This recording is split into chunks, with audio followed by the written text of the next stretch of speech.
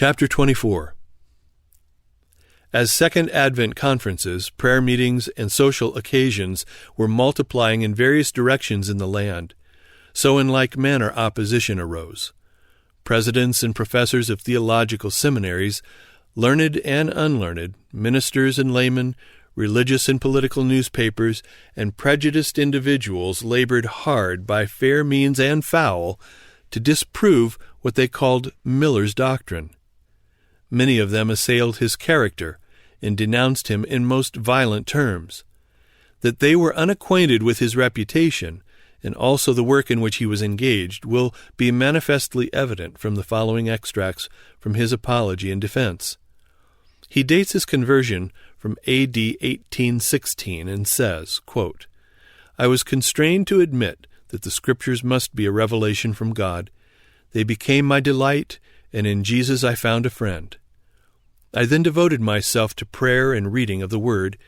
I commenced with Genesis and read verse by verse, proceeding no faster than the meaning of the several passages should be so unfolded as to leave me free from embarrassment respecting any mysticism or contradictions. Whenever I found anything obscure, my practice was to compare it with all collateral passages, and by the help of Cruden, I examined all the texts of Scripture in which were found any of the prominent words contained in any obscure portion.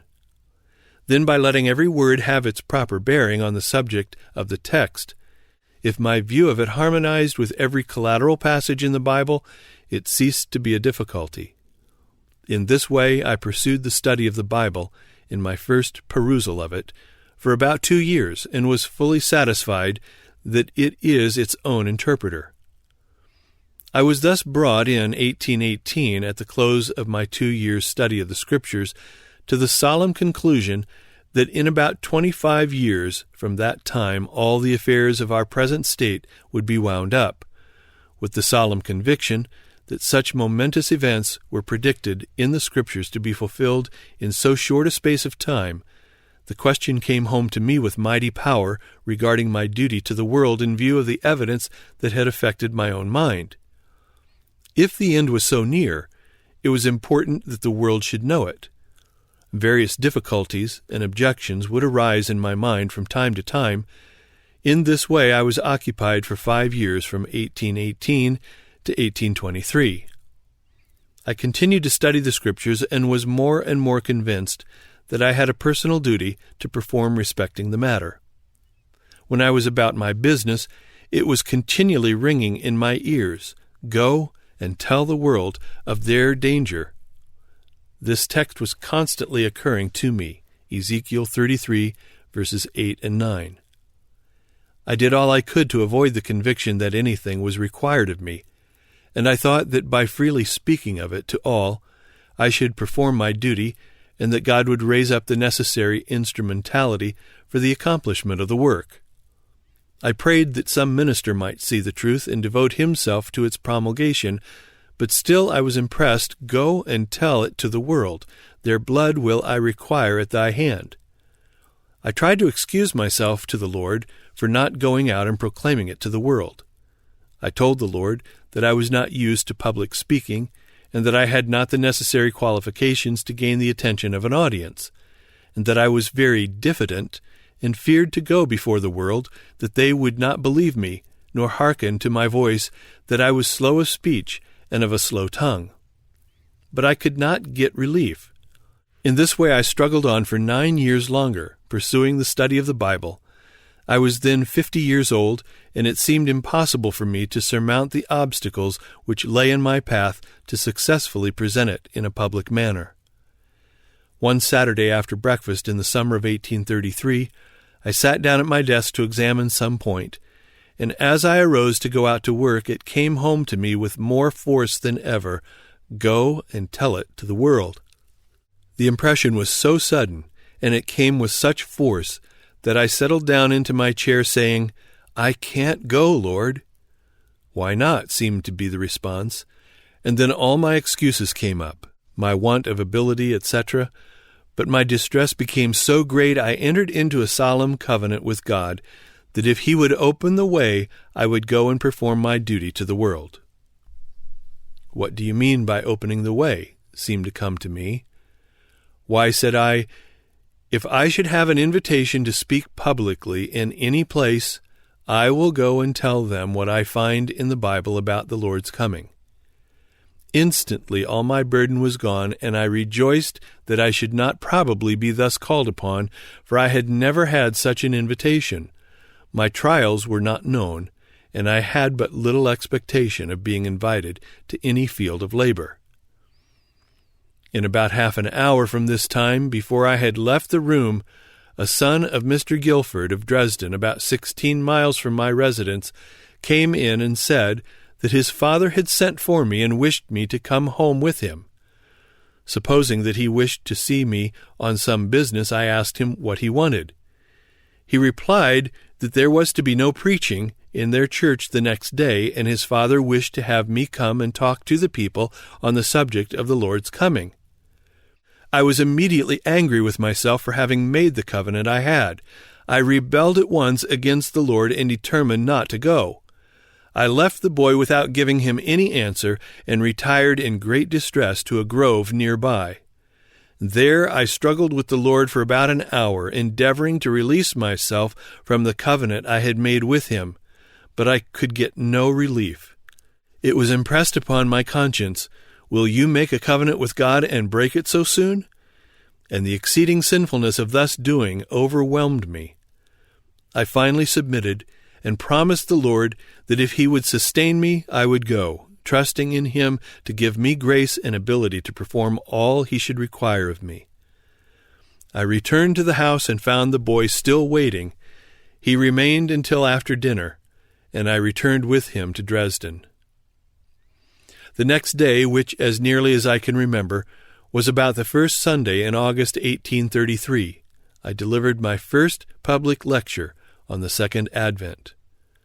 The house was well filled with an attractive audience. As soon as I commenced speaking, all my diffidence and embarrassment were gone, and I felt impressed only with the greatness of the subject which, by the providence of God, I was enabled to present. At the close of the services, I was requested to remain and lecture during the week, with which I complied. They flocked in from the neighboring towns. A revival commenced, and it was said that in 13 families, all but 2 persons were hopefully converted.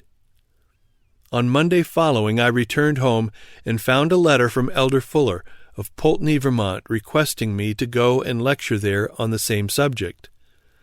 The most pressing invitations from the ministry and the leading members of the churches poured in continually from that time during the whole period of my public labors, and with more than one half of which I was unable to comply. I received so many urgent calls for information and to visit places with which I could not comply that in 1834 I concluded to publish my views in pamphlet form, which I did in a little tract of 64 pages. The first assistance I received from any source to defray my expenses was $2.50, which I received in Canada in 1835. The next assistance I received was the payment of my stage fare to Lansingburg in 1837. Since then, I have never received enough to pay my traveling expenses. I should not have alluded to this were it not for the extravagant stories which have been circulated to my injury. From the commencement of that publication, Signs of the Times in 1840, I was overwhelmed with invitations to labor in various places with which I complied as far as my health and time would allow. I labored extensively in all the New England and Middle States, in Ohio, Michigan, Maryland, the District of Columbia, and in Canada East and West, giving about 4,000 lectures in something like 500 different towns. I should think that about 200 ministers embraced my views in all the different parts of the United States and Canada, and that there have been about 500 public lecturers. In nearly 1,000 places, Advent congregations have been raised up, numbering, as near as I can estimate, some 50,000 believers. On recalling to mind the several places of my labors, I can reckon up about 6,000 instances of conversion from nature's darkness to God's marvelous light, the result of my personal labors alone, and I should judge the number to be much greater. Of this number, I can call to mind about 700 who were, previous to attending my lectures, infidels, and their number may have been twice as great. Great results have also followed from the labors of my brethren, many of whom I would like to mention here if my limits would permit." Close quote. From the foregoing statement of facts we learn first how deeply Mr. Miller's mind was impressed with the importance and necessity of proclaiming the doctrine of the second advent of Christ after his first 2 years' study of the Bible. Second, how that he continued to make the Bible his study 14 years longer under the same conviction that he must proclaim it to the world. Third, the peculiar and clear manner in which he was finally moved out to proclaim it, and then the final results of his labors, all go to prove that he was moved upon in a most extraordinary manner to discharge his duty by leading out in the proclamation of this important doctrine, and that too, as we have before shown, in the right time. The year 1843 was remarkable for signs and wonders in the heavens, so much so that people said those Adventists were the most fortunate people in the world, for they had signs in the heavens to help prove their doctrine. I will here name one that was seen by millions of witnesses, which I believe was supernatural. It was a brilliant stream of light which suddenly made its appearance in the path of the setting sun, a short distance above the horizon, soon after dark, and was very visible every clear night for 3 weeks in the month of March. While attending an evening meeting in Rhode Island during this time, the awfully grand and sublime appearance of this light was the cause of much excitement. During the time of this phenomenon, many sought to quiet their feelings by saying it was a comet, but without proof.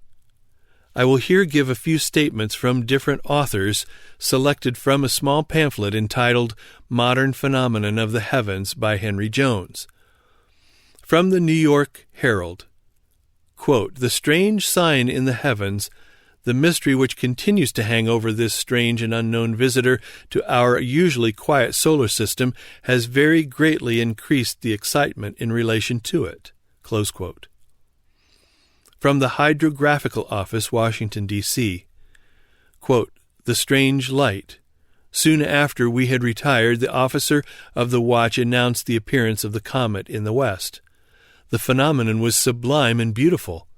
The needle was greatly agitated, and a strongly marked pencil of light was streaming up from the path of the sun in an oblique direction, to the southward and eastward. Its edges were parallel. It was about 1 degree 30 minutes, or 90 miles broad, and 30, that is 1,800 miles long." Close quote. M.F. Murray, Lieutenant, United States Navy. Henry Jones makes the following statement concerning the appearance of this phenomenon in Connecticut. Quote, "On the evening of the 5th, 6th, and 7th, and 9th, instant or commencing with Sunday evening last, the inhabitants of this town witnessed such a phenomenon as they had never seen or heard of, being seen for about the space of an hour on each occasion, and mostly between 7 and 8 o'clock. Just about in the west, on each of these evenings, the heavens being clear, there appeared a white streak of light, similar in color to the more common light in the north. It seemed about twice the width of the sun when in the same direction, and arose from the place of the setting sun." Close quote. East Hampton, Connecticut, March 10, 1843. He further says, quote, "Brother George Storrs, late of this city, and having recently called here on his way from the south, informs us that at Norfolk, Virginia, the late streak of light in the west, or the great comet so called, appeared of a blood-red color, that it caused great excitement among the inhabitants." Close quote. In closing his statement, he adds, quote, "With regard to further notices of the comet, I have before me a host of them in print, which need not now be copied concerning it, all combining to establish the important facts that the same phenomenon was seen during about the same period, or 3 weeks of time, through the length and breadth of the Union and Eastern continent, that it was something strange. In regard to the natural cause of this wonder of the world, I would be the last man to attempt to assign any other than that Jehovah himself is the sole cause of it, that he has done it by his own omnipotence to fulfill his word of promise concerning it, and to apprise his oppressed, cast down, and suffering saints that he is now very soon coming for their deliverance." Close quote. Should the reader desire any further facts about this strange light of 1843, or other signs equally startling, he can be gratified by reading the pamphlet referred to in this article.